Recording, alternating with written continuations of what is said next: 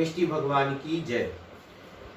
उपासक संस्कार में अभी तक अपन 55 श्लोकों का स्वाध्याय कर चुके हैं और आज जो 5-7 श्लोक इस प्रकरण के शेष है उनका करेंगे तो यह उपासक संस्कार अपना पूर्ण हो जाएगा। देखते हैं 56वां नंबर श्लोक। यहाँ पर 12 भावनाओं का प्रकरण चल रहा है। 12 भावनाएं जो अनित्य, असरण, असुचि, संसार, एकत्व, अन्यत्व आदि होती हैं। यहाँ तक अपन ने कल तक बोधि दुर्लभ भावना का स्वरूप समझा था। अब आज 56वें श्लोक में यहाँ पर धर्म भावना की बात की जा रही है। देखते हैं श्लोक। जिन धर्मोयमत्यन्तं दुर्लभो भविनां मतः तथा ग्राह्यो यथा साक्षादा मोक्षम सह गच्छति। संसारी प्राणियों के लिए यह जैन धर्म अत्यंत दुर्लभ माना गया है। उक्त धर्म को इस प्रकार से ग्रहण करना चाहिए जिससे कि वह साक्षात मोक्ष के प्राप्त होने तक साथ में ही जावे। क्या मतलब? जैन धर्म बहुत दुर्लभ है। अब ऐसे धारण करो कि मोक्ष प्राप्त होने तक साथ में ही रहे। यावन निर्वाण संप्राप्ति, जो अपन भावना भाते हैं ना, जो लो न पाया मोक्ष पद मैंने तो पद मेरे ही में मम ही तेरे पुनित चरणों में तब लो लीन रहूं प्रभु जब लो न पाया मुक्ति पद मैंने। तो जब तक मोक्ष ना हो तब तक यह धर्म अपने साथ अपनी आत्मा में बनकर रहे। क्यों? क्योंकि कल्याण का रास्ता, मोक्ष का रास्ता यही है। यह ही हमें कारण, क्योंकि अहिंसा का श्रेष्ठतम जो विश्लेषण है, अहिंसा की जो श्रेष्ठतम स्थिति है वह यहाँ है। अपरिग्रह की जो श्रेष्ठतम स्थिति है वह यहाँ है। इसलिए और इन्हीं के माध्यम से मोक्ष प्राप्त हो सकता है। इसलिए कहने की बात ये है, समझना अपन को ये है कि जैन धर्म, अब जैन धर्म किसी का व्यक्तिगत नहीं है, ये गुणों पे आधारित है। अपन ने देखा, आप भी जानते होंगे कि जो इंद्रियों को जीत लेता है, मन को जीत लेता है, स्वयं को जीत लेता है, वह जिन होता है। और उनका जो उपासक है वो जैन है। और वो सब जो मानने वाले हैं वह जैन धर्म का कहलाता है। तो इसलिए जैन धर्म गुण प्रधान धर्म है। हमारे यहाँ वीतरागता पूज्य है, किसी व्यक्ति पूज्य नहीं है, वीतरागता पूज्य है। और वीतरागता जिसके पास है वह जिन है और उसको पूजने वाला जैन है। तो किसी से बंधा हुआ यह धर्म नहीं है। लेकिन जैन शब्द जो बन गया वो इसलिए बन गया जिनको मानने वाला बस जैन हो गया। लेकिन जिन कौन बन सकता? कोई भी व्यक्ति जैन जिन बन सकता है जो इंद्रियों को जीत ले, आत्मा को जीत पर विजय प्राप्त, आत्मा की जो वासना है उन पर विजय प्राप्त कर ले, उनको समाप्त कर दे, कर्मों का नाश कर दे, तो कोई भी व्यक्ति जिन बन सकता है। इसलिए यह किसी से, अच्छा किसी की कृपा से भी कोई जिन नहीं बनता है। एक सबसे बड़ी बात है अपने यहाँ कि आदिनाथ भगवान का पोता भी संसार में भटक सकता है, वो भी उसको नहीं बचा सकते। और अंजन चोर भी मोक्ष प्राप्त कर लेता है। तो ये कर्मों के नाश करने का उपक्रम है, जो आत्मा कर लेता है वह जिन बन जाता है। तो यहाँ किसी का मतलब इसको अपन अगर सीधे शब्दों में कहें तो जिसको कहते कि एकाधिकार, तो किसी का एकाधिकार नहीं है। ना ये निश्चित है कि यही भगवान होंगे, यहाँ कोई भी भगवान बन सकता है। प्रत्येक आत्मा में परमात्मा की शक्ति विद्यमान है। ऐसा यह धर्म क्या हो हमारे लिए, जब तक मोक्ष प्राप्त नहीं हो तब तक हमारे साथ बना रहे। फिर अगला श्लोक है 57वां नंबर श्लोक। दुख ग्राह गणाकीर्ण संसार क्षार सागरे धर्म पोतम परम प्राहुस तारणार्थम मनीषिणः।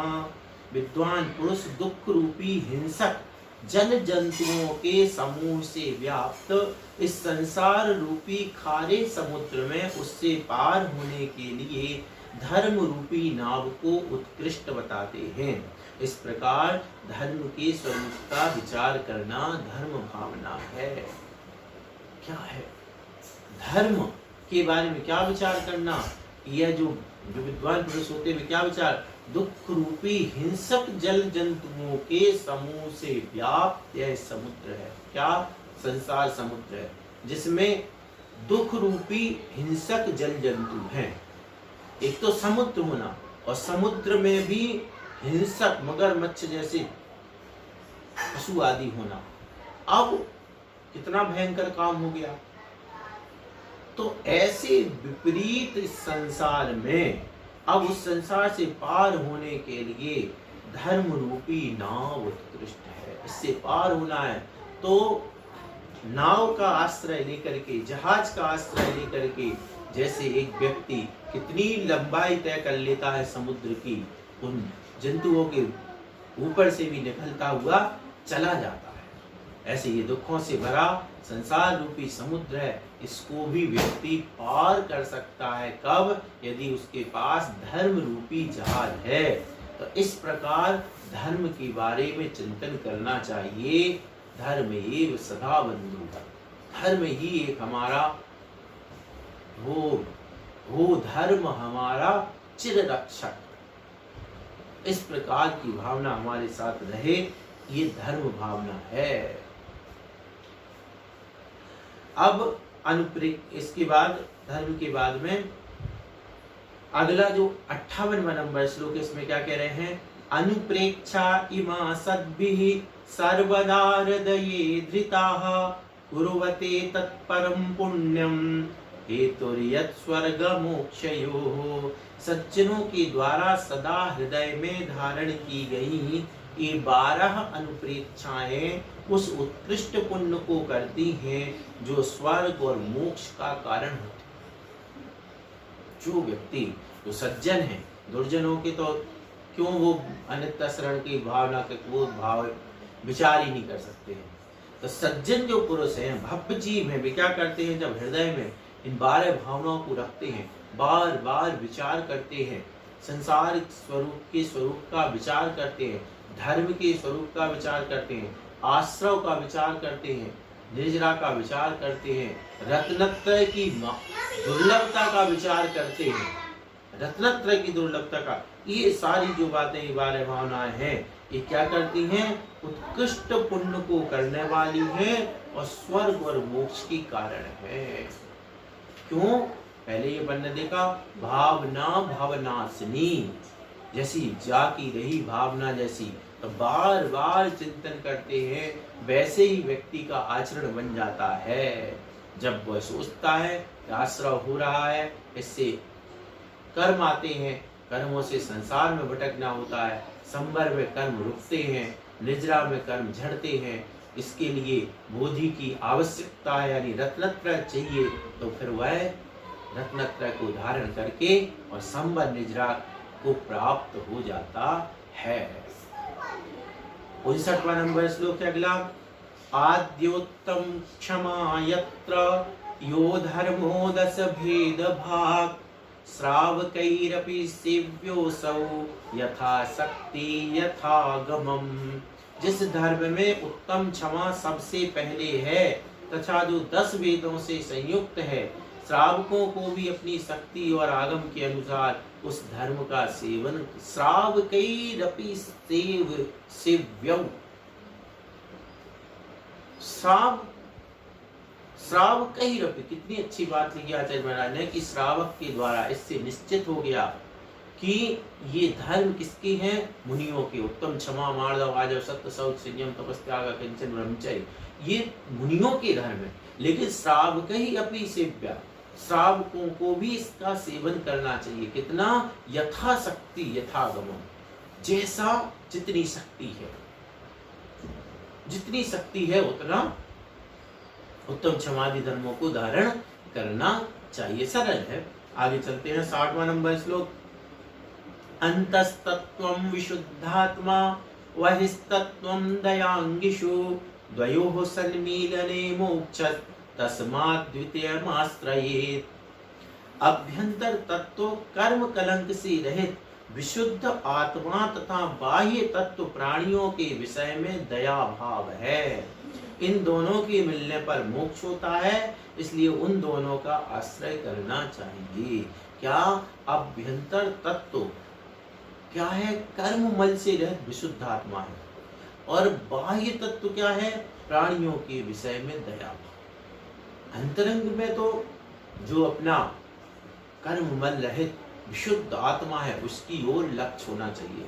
और बाह्य में जब प्रवृत्ति में आते हैं तो प्राणियों पर दया भाव हो, किसी की हिंसा हमारे द्वारा नहीं हो, किसी को तकलीफ नहीं हो। ये जो दया भाव है, काय छहो प्रतिपाल पंचेंद्रिय मन बस करो, ये जो बातें हैं तो वो बाह्य में इस दोनों के मिलने पर, यानी अंतरंग में आत्मा के प्रति श्रद्धा होना। कैसी आत्मा?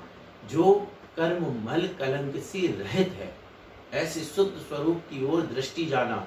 और बहिरंग में प्राणियों के प्रति दया भाव होना। जब दोनों जिसके होते हैं उनको मोक्ष प्राप्त होता है, और इसलिए इन दोनों का आश्रय लेना चाहिए। क्यों? क्योंकि किसी के पास आज ऐसी शक्ति नहीं है कि कोई बैठ जाए और वह आंख बंद करके उसको मोक्ष हो जाए। उसको उठना है, आहार के लिए निकलना है, तो फिर उस समय वह क्या करे? प्राणियों पर दया करे। 61वां नंबर श्लोक है अगला। कर्मभ्यः कर्म कार्येभ्यः पृथक् भूतं चिदात्मकम् आत्मानं भावये नित्यं नित्यानंद पदप्रदम्। जो चैतन्य स्वरूप आत्मा कर्मों तथा उनकी कार्यभूत रागादि विभागों और शरीर आदि से भिन्न है, उस शाश्वत आनंद स्वरूप पद को अर्थात मोक्ष को प्रदान करने वाली आत्मा का सदा विचार करना चाहिए। जो चैतन्य स्वरूप आत्मा कैसा है? कर्मों तथा उनके कार्यभूत राग आदि, कर्म और कर्म के कारण क्या होता? राग द्वेष आदि विभाग होते हैं। इनसे क्या है? वह आत्मा रहित है, यानी कर्म से भी रहित है, राग द्वेष से भी रहित है। उस शाश्वत आनंद स्वरूप आत्मा को प्राप्त करने वाली आत्मा का सदा विचार करना चाहिए। कैसी आत्मा है? कैसा? इन सब से कर्म से रहित, राग द्वेष से रहित, इस प्रकार का विचार करना चाहिए। अंतिम श्लोक है इस प्रकरण का। इत्युपासक संस्कारः कृतः श्रीपद्मनन्दिना येषामेतदनुष्ठानं तेषां धर्मोऽति निर्मलः। इस प्रकार यह उपासक संस्कार अर्थात श्रावक का चारित्र श्री पद्मनंदी मुनि के द्वारा रचा गया है। जो जन इसका आचरण करते हैं इनकी अत्यंत निर्मल धर्म होता है।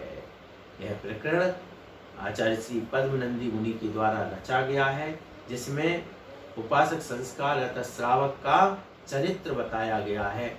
जो भी इसको समझता है उसके निर्मल धर्म होता है। क्यों नहीं होगा? जो इस तरीके से भावना रखेगा, जो इस प्रकार से राग द्वेष नहीं करेगा, व्यसनों से रहित होगा, उसके निश्चित रूप से निर्मल धर्म होगा ही होगा। इस प्रकार यहाँ पर यह अपना जो 6वां प्रकरण उपासक संस्कार था यह पूर्ण हुआ।